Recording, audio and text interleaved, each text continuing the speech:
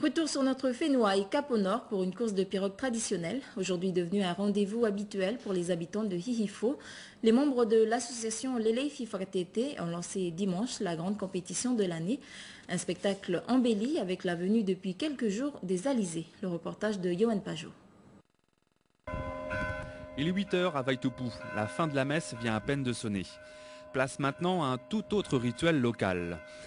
2 fois par mois et durant toute l'année, la Ligue Leleifi Fakatete organise des courses sur les pirogues à voile traditionnelles. Du bois, beaucoup de bois et des cordages, un peu de caoutchouc récupéré sur des vieilles chambres à air et bien sûr la voile qui vient de Nouméa. Rajoutez 6 ou 8 vaillants wallisiens et voilà ce qui compose la voile traditionnelle de l'île.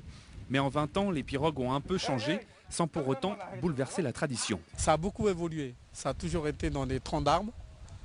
On est arrivé à un moment où il fallait arrêter de couper les arbres ici à Wallis. On a évolué sur les structures bois. Donc au jour d'aujourd'hui, nous avons des pirogues peut-être plus rapides que ceux qu'on avait avec nos grands-parents.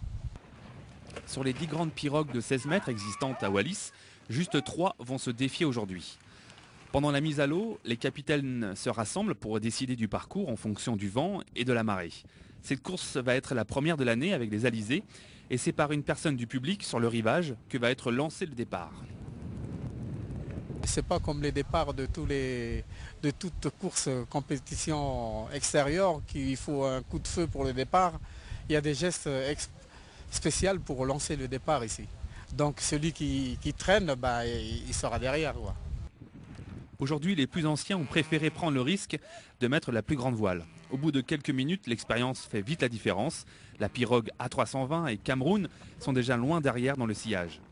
Bien que le parcours soit simplement une ligne droite en direction de l'îlot Nuku Teatea, le barreur reste concentré afin d'éviter les coraux.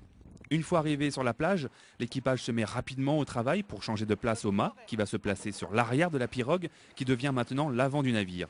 Et 6 hommes ne sont pas trop pour la manœuvre. C'est ça le charme qu'il y a sur notre pirogue. Sur la voile contemporaine, vous avez tous les matériaux avec le temps qui évolue, qui arrivent à faciliter les déplacements et le montage de la voile.